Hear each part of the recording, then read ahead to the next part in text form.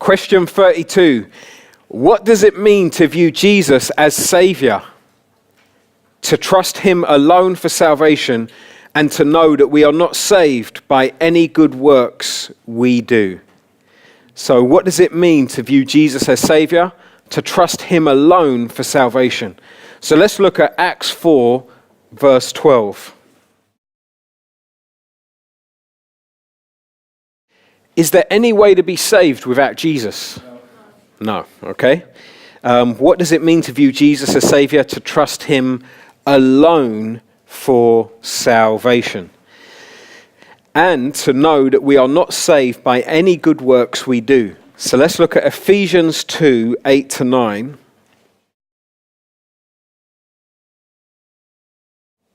Can we do any good works that will save us? No. Okay, we can't do any good works that will save us. So you got the picture there of the man climbing and the credit score. There's a bloke who well, I can't remember if he dies or not. Don't do this when you catechize people. Don't take your teacher's guide with you and start reading it, yeah? This is what you should have done in the preparation stage. Okay, here we go. A man meets an angel. Yeah, so this is the way you tell a story. You don't go, a man meets an angel and ask him, how many points do I need? Yeah, we don't do that, yeah? You get the story ready in your mind beforehand, and then you say, a man meets an angel, right? And he says to the angel...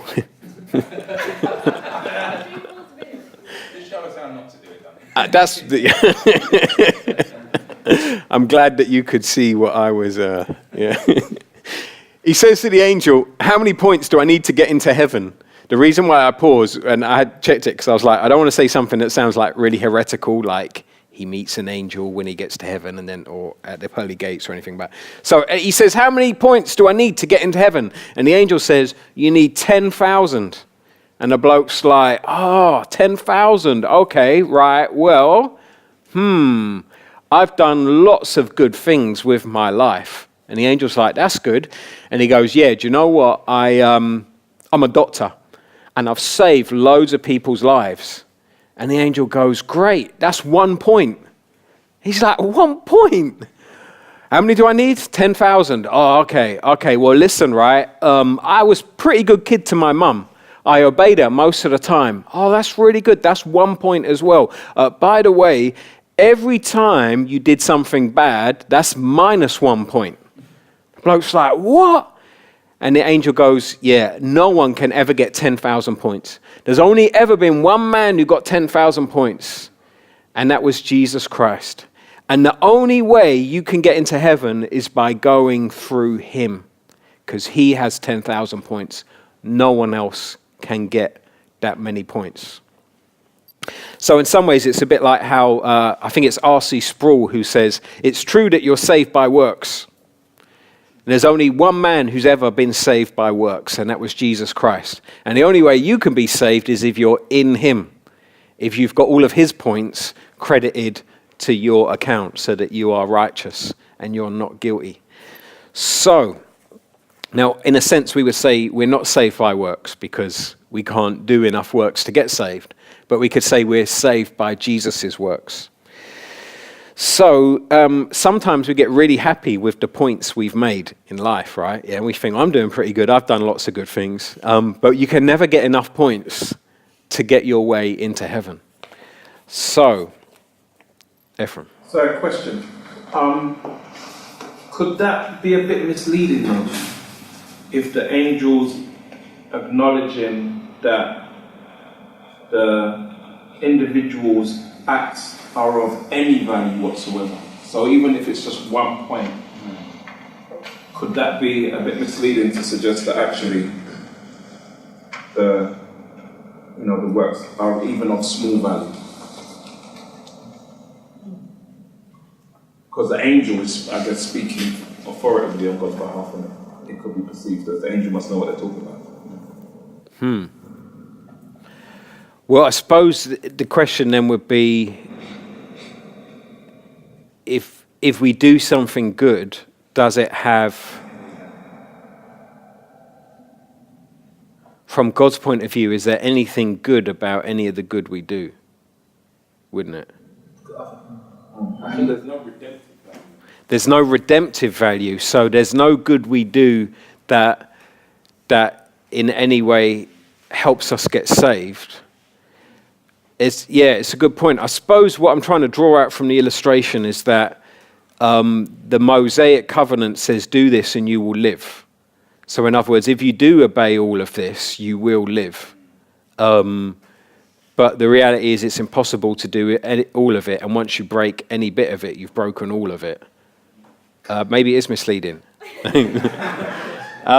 So possibly the illustration is misleading. I mean, what he says is that, I freestyled it, but the man says, okay, so I was always very loving and obedient to my mother. And the angel says, good, that's 1 point. Maybe that is misleading. They did one bad thing and that discredits them. That wouldn't go against, it would seem, rather than you're saying good, be bad, and they counter for what he did, the illustration had one bad thing, discredit you totally, that would sit better with scripture, wouldn't it? Yeah. Right away. Because it's true that if he kept doing the goods, kept getting added up as 1, 1, 1, 1, and there was never any negative, then you would be credited as righteous. Yeah. Maybe it needs to be changed. The illustration makes that point that if you do one, it's a minus. So any good you could do 10 good things and just one bad thing, then you've still got 9 good things, you're still in the positive. Yeah, whereas Giles is saying you're one bad thing. Yeah, that's good. I see. So Giles is suggesting we change it to every time you do one bad thing, it discredits everything. I see what you're saying, Shane. One of the ways that when I used to take people through this, because I've taken a lot of people through it, I used to go, and the doctor did one bad thing, and the angel said to the doctor, if you do one bad thing, it's minus 10,000 points. Minus 10,000. Well, you first did it. told us that. Yeah, that's how you did it. Is it really? So you used to say minus 10,000 when we first did it around your mum's house, and that means Okay. like, I can't get it anywhere. So Okay. it's a bit like Giles. Okay, so apparently the way I used to tell this was every time you sin, you get minus 10,000 points. I suppose what we need is some careful consideration and thinking of the time where Jesus says to the man, he says, what must I do to inherit eternal life? Yeah, let's just turn there quick. Where is that? Is that Mark 10? Another Luke 18.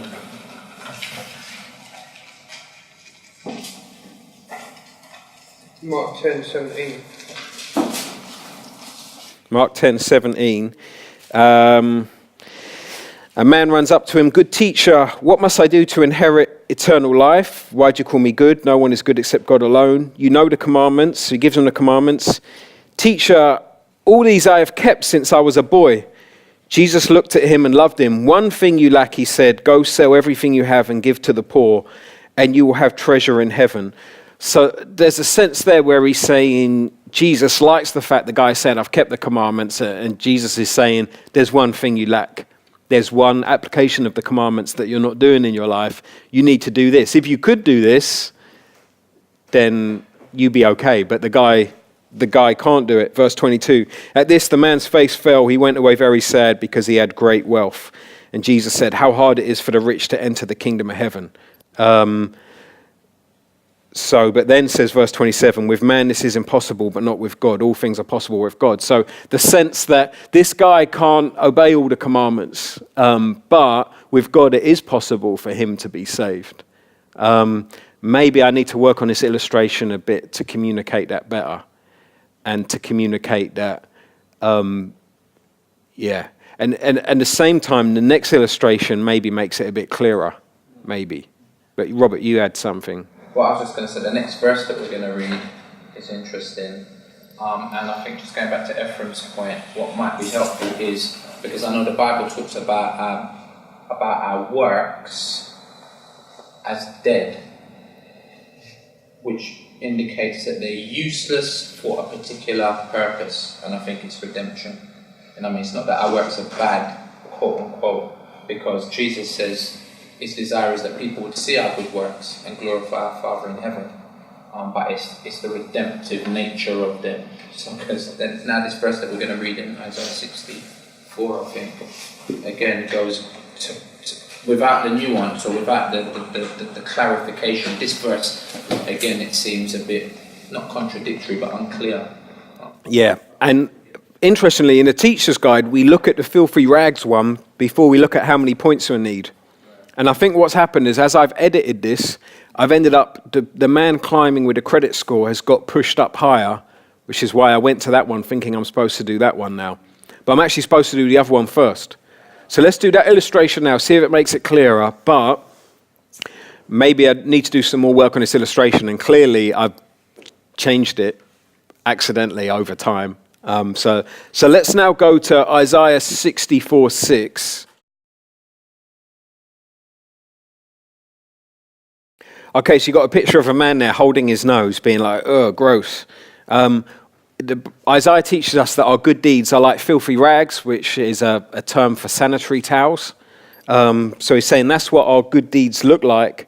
Our good deeds without Christ, anyway, are disgusting to God.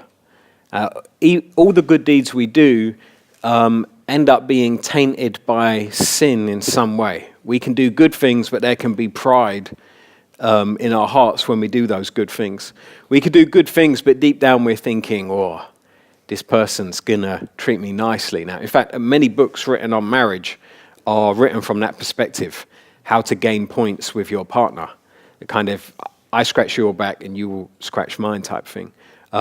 So we can do a good thing, but the whole time we're thinking we're going to get some payback from it. So, or we can do a good thing, but we're not thinking of God's glory whilst we do that thing. We're not doing it to glorify God. So all our good deeds are tainted by sin. So now, if you come back to the other story, maybe I should expand it so that the angel would say, oh, so you always loved your mother. Oh, that's good. That would be 1 point. Except, did you sometimes love your mum? Sometimes were you loving her because you knew you were going to get good things from her? Like, sometimes did you love her because you were really lonely and you didn't have a dad around? Because in that case, then that was tainted by sin and you don't get a point.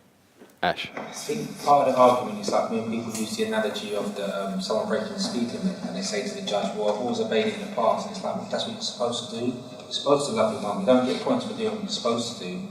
So how do you get points for loving your mum when that's what you're supposed to do? So you're obeying the commandment, you don't get extra points for that. So when you break it, that's when you lose a point. So you don't get any points at all because that's what you're supposed to do. Yeah. Do you get what I'm saying? Yeah, that's very helpful. Yeah. And then at the same time, I'm trying to bring out from the illustration where it says, do this and you will live. So I'm trying to bring out what Jesus is saying to the guy where he's saying, you know, this is the part of the commandments that you're not doing. So if there was a way to incorporate that speed analogy into it as well, then maybe it would be a better analogy, illustration. At the same time, there's also a point where you can't make an illustration walk on 4 legs. So you push any illustration, it's going to break down. So the question would be, where Ephraim's pushed it, is it a case of saying, well, you push any illustration, it's going to break down, or is it a case of saying, yeah, where you've pushed it is a thing where a lot of people are going to get confused in their mind and start thinking works righteousness, in which case we need to scrap the illustration and change it. So this is something that I'm going to have to think about a lot about if we can change the illustration. I know the first time I heard a similar illustration to this, I was in America and I just come up on the radio. I was in a shop somewhere and it came on the radio and I was like, rah. Like for me, it was really powerful. I didn't read it as a works righteousness way, but that's not to say someone else wouldn't. So thanks so much for bringing that critique. It's very helpful. Ian. Just, I've heard it illustrated before regarding like an exam where you needed 100% and no one ever reached that 100%. So I don't know if that would be helpful or makes it more awkward. Mm-hmm. Yeah, I suppose with the exam one, it would bring us to the same question of when someone does get some questions right, what do you do with those points? Do you say, well, you got 30%? Okay, just in the interest of time, let's move on. Maybe people watching this video will be like, I don't know what illustration they're talking about. If that's the case, we scrapped it because it doesn't work. Okay, this is all very good stuff, and this is another reason why we do theology in community, because you see, on our estate, this hasn't come up before, and And now someone's just brought it up, and it's like, oh, we've got to think about this. So, this is why it's good to study things together. Okay, so here are the application questions. Do you find yourself trying to earn points or feeling happy about the points you think you've earned? Are you trusting Jesus for your salvation? If someone only viewed Jesus as their Saviour but not Lord, what would their life look like? And vice versa. So in other words, the other way around. Now, here we're not looking for someone to say, oh, it's not possible to view him as your Lord and Saviour. We're looking, tease it out. If someone said he's my Lord, I obey him, but they didn't actually trust Jesus to save them from their sin and for his righteousness, then what would their life look like? And then the next question, are you viewing him as both Lord and Saviour? So just turn to the person next to you and do those questions now, and then pray together.